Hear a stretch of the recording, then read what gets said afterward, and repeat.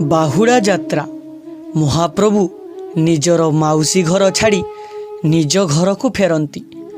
ମହାପ୍ରଭୁଙ୍କର ରଥଯାତ୍ରା ଭଳି ବାହୁଡ଼ା ଯାତ୍ରା ଦେଖିବାକୁ ବି ଲକ୍ଷ ଲକ୍ଷ ଭକ୍ତ ଚାଲି ଆସିଛନ୍ତି ବଡ଼ଦାଣ୍ଡକୁ ମହାପ୍ରଭୁଙ୍କୁ ବାହୁଡ଼ି ନେବାକୁ। ହରିବୋଲ ହୁଳହୁଳି ଶବ୍ଦରେ ପ୍ରକମ୍ପିତ ହେଉଛି ବଡ଼ଦାଣ୍ଡ। ସେହି ଭକ୍ତିମୟ ପରିବେଶରେ ବି ଘଟିଯାଇଛି ଅନେକ ବଡ଼ ବଡ଼ ଦୁର୍ଘଟଣା। ସେହିଭଳି ଏକ ଘଟଣା ମନେ ପଡ଼ିଯାଉଛି ମନମୋହନ ବାବୁଙ୍କର। 2018 ମସିହା ଜୁଲାଇ 20 ତାରିଖ। ସେଦିନ ଥାଏ ରବିବାର। ମହାପ୍ରଭୁ ଶ୍ରୀ ଜଗନ୍ନାଥଙ୍କର ବାହୁଡ଼ା ଯାତ୍ରା। ଜଗତସିଂହପୁର ଜିଲ୍ଲା ବରମୁଣ୍ଡା ଗ୍ରାମର ମନମୋହନ ଜେନା ଝିଅ ତାରିଣୀ ଓ ମମତାକୁ ନେଇ ବାହୁଡ଼ା ଯାତ୍ରା ଦେଖିବାକୁ ଆସିଛନ୍ତି ପୁରୀ। ମୋହନ ବାବୁ ମହାପ୍ରଭୁ ଶ୍ରୀ ଜଗନ୍ନାଥଙ୍କୁ ବହୁତ ଭକ୍ତି କରନ୍ତି, କିନ୍ତୁ ତାଙ୍କ ସ୍ତ୍ରୀ ମମତାଙ୍କର ମହାପ୍ରଭୁଙ୍କ ଉପରେ ବହୁତ ଅଭିମାନ କରି ମୋହନ ବାବୁଙ୍କୁ ସବୁବେଳେ କୁହନ୍ତି, ସେ ତ କାଠର ମୂର୍ତ୍ତିଟିଏ, ଦୁଃଖୀ ରଙ୍କିଙ୍କର ଦୁଃଖ ଶୁଣିବାକୁ ତାର ସମୟ କାହିଁ? ନିଜେ ବଡ଼ ଦେଉଳରେ ବସି 60 ପଉଟି ଖାଉଛି ସିନା, ଭୋକିଲାକୁ ଦାନାଟିଏ ଦେଇପାରୁନି। କିନ୍ତୁ ସେଦିନ ତାଙ୍କ ଜୀବନରେ ଏମିତି କିଛି ଘଟଣା ଘଟିଗଲା ଯାହା ତାଙ୍କ ମନରେ ଥିବା ଅଭିମାନକୁ ସବୁଦିନ ପାଇଁ ବଦଳାଇ ଦେଲା, ଆଉ ମହାପ୍ରଭୁ ଶ୍ରୀ ଜଗନ୍ନାଥଙ୍କ ଉପରେ ଥିବା ବିଶ୍ୱାସକୁ ଦୃଢ଼ କରିଦେଲା। ଆଉ ତାଙ୍କ ଜୀବନରେ ଏମିତି ଏକ ଆଶ୍ଚର୍ଯ୍ୟ ଅନୁଭୂତିକୁ ଯୋଡ଼ିଦେଲା ଯାହା ସିଏ ଆଜି ପର୍ଯ୍ୟନ୍ତ ମଧ୍ୟ ଭୁଲି ପାରୁନାହାନ୍ତି। ସେଦିନ ବାହୁଡ଼ା ଯାତ୍ରା ଦେଖିବାକୁ ମନମୋହନ ବାବୁ କୁନି ଝିଅ ଆଉ ମମତାକୁ ନେଇ ଆସିଥାନ୍ତି ପୁରୀ। ଘରେ ମୋହନଙ୍କ ମା ମନା କରୁଥିଲେ ଏତେ ଗହଳିରେ ଛୋଟ ପିଲାଟିକୁ ନେଇଯିବାକୁ, କିନ୍ତୁ ମୋହନ ବାବୁ ତାଙ୍କ ମାଙ୍କ କଥାକୁ ଶୁଣିନଥିଲେ। ଓଲଟା ତାଙ୍କ ମାଙ୍କୁ କହିଥିଲେ, ଆମେ ଯାଉଛୁ ବଡ଼ ଠାକୁରଙ୍କ ବାହୁଡ଼ା ଯାତ୍ରାରେ, ଆଉ ସେଠି ଯେତେ ଗହଳି ହେଲେ ବି ବଡ଼ ଠାକୁରଙ୍କ ଆଗରେ ଗହଳି ଜଣାପଡ଼େନି। ଆଉ ତାରିଣୀ ପାଖରେ ଆମେ ତା ବାପା ମା ଅଛୁ ନା, 2 ଜଣ ମିଶି ତାକୁ ଧରିବୁ, ଆଉ ଯଦି କିଛି ଅସୁବିଧା ହେଲା ସେଇ ବଡ଼ ଠାକୁର ବୁଝିବେନି, ତୁ ଜମା ବ୍ୟସ୍ତ ହୋନା।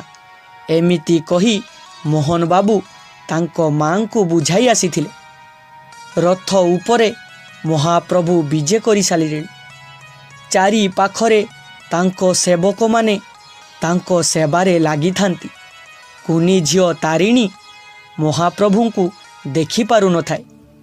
ମୋହନ ବାବୁ ତାରିଣୀଙ୍କୁ ତାଙ୍କ କାନ୍ଧରେ ବସେଇ ଦେଲେ, ଆଉ କହିଲେ, ମାରେ, ଠାକୁରଙ୍କୁ ଭଲରେ ଦର୍ଶନ କର। ସେତେବେଳକୁ ଠାକୁରଙ୍କର ରଥଟାଣା ଆରମ୍ଭ ହୋଇଯାଇଥାଏ। ମୋହନ ବାବୁ ତାଙ୍କ ସ୍ତ୍ରୀ ମମତାଙ୍କ ହାତ ଧରି ଆଗକୁ ଚାଲିଲେ ରଥ ଟାଣିବାକୁ। ପ୍ରବଳ ଗହଳି ହୋଇଥାଏ। ମୋହନ ବାବୁ ଜଲ୍ଦି ଯିବାକୁ ଚେଷ୍ଟା କରିବି ଆଗକୁ ଯାଇପାରୁନଥାନ୍ତି। ଧୀରେ ଧୀରେ ଯାଇ ପହଞ୍ଚିଲେ ରଥ ଦଉଡ଼ି ପାଖରେ। ମହାପ୍ରଭୁଙ୍କୁ ସ୍ମରଣ କରି ସ୍ୱାମୀ ସ୍ତ୍ରୀ ଦୁହେଁ ରଥ ଟାଣିଲେ। କୁନି ଝିଅ ତାରିଣୀ ତାଙ୍କ କାନ୍ଧରେ ସେମିତି ବସିଥାଏ।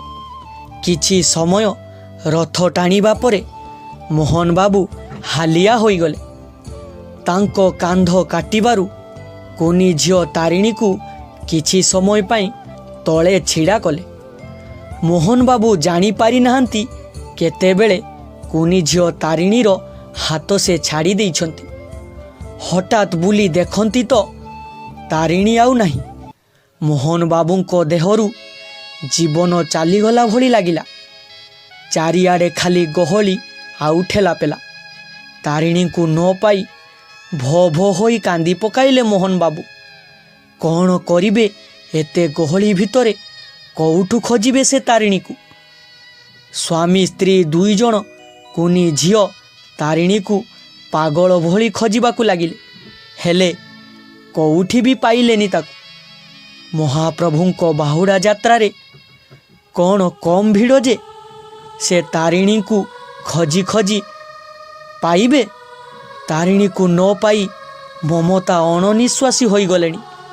କାନ୍ଦି କାନ୍ଦି ଚେତାଶୂନ୍ୟ ହୋଇପଡ଼ିଲେ ମମତା।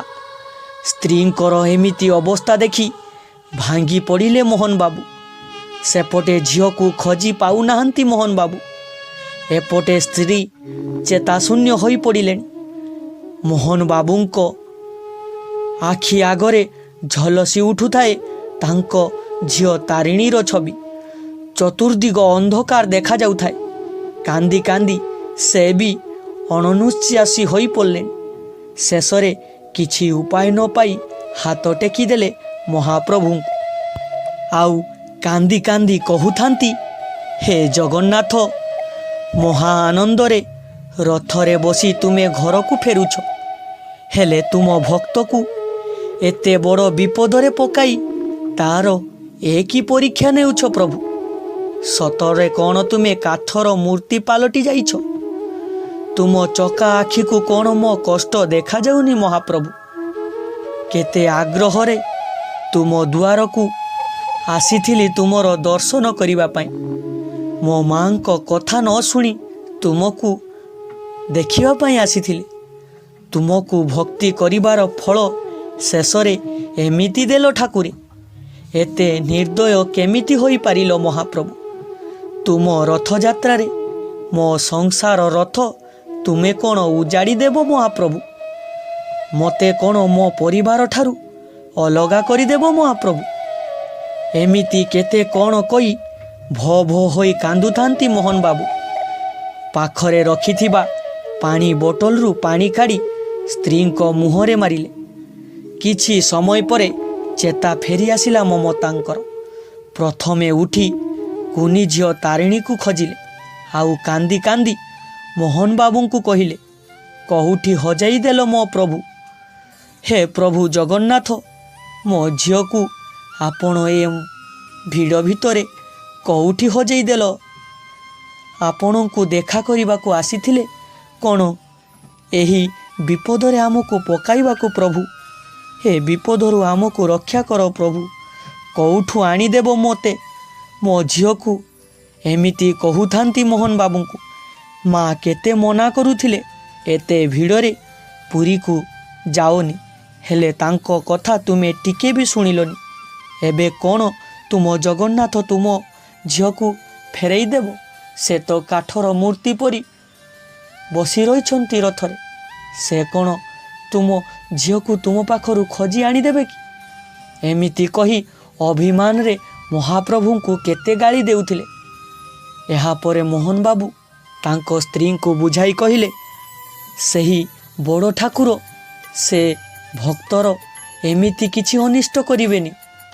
ସେ ନିଶ୍ଚୟ ଆମ ଝିଅକୁ ଭଲରେ ରଖିଛନ୍ତି।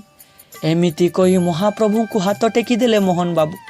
ଏବଂ କିଛି ସମୟ ପରେ ଗୋଟିଏ ଦୀର୍ଘକାୟ ମଣିଷ ସେଇ କୁନି ଝିଅଟିକୁ କଳେଇ କଳେଇ ଆଣି ତାଙ୍କ ଆଡ଼କୁ ଆସୁଥିବାର ଦେଖିଲେ। ଏବଂ ତାଙ୍କୁ ସେଠାରେ ଦେଖି ମୋହନ ବାବୁଙ୍କର ଆନନ୍ଦ କହିଲେ ନ ସରେ। ଏବଂ ଝିଅକୁ ପାଖରେ ପାଇ ସେ ବହୁତ ବିଭୋର ହୋଇପଡ଼ିଥିଲେ। କିନ୍ତୁ ତାଙ୍କ ଝିଅକୁ କିଏ ଆଣିଲା ସେ ତାପରେ ଖୋଜିବାରୁ ଆଉ ତାଙ୍କୁ ପାଇନଥିଲେ। ଏବଂ ଏହାପରେ ସେ ଜାଣିପାରିଥିଲେ ଏ ହେଉଛି ସେହି ମହାପ୍ରଭୁଙ୍କର ଲୀଳା। ତ ଏହାପରେ ମହାପ୍ରଭୁଙ୍କ ପ୍ରତି ତାଙ୍କର ଭାବନା ବହୁତ ଦୃଢ଼ ହୋଇଗଲା ଏବଂ ତାଙ୍କର ଭକ୍ତିଭାବ ଆହୁରି ମଧ୍ୟ ବଢ଼ିଗଲା। ତ ଏହି ସୁନ୍ଦର ଅନୁଭୂତିଟି ଆପଣମାନଙ୍କୁ କେମିତି ଲାଗିଛି ମତାମତ ଦ୍ୱାରା ନିଶ୍ଚିତ ଜଣାଇବେ। ଜୟ ଜଗନ୍ନାଥ।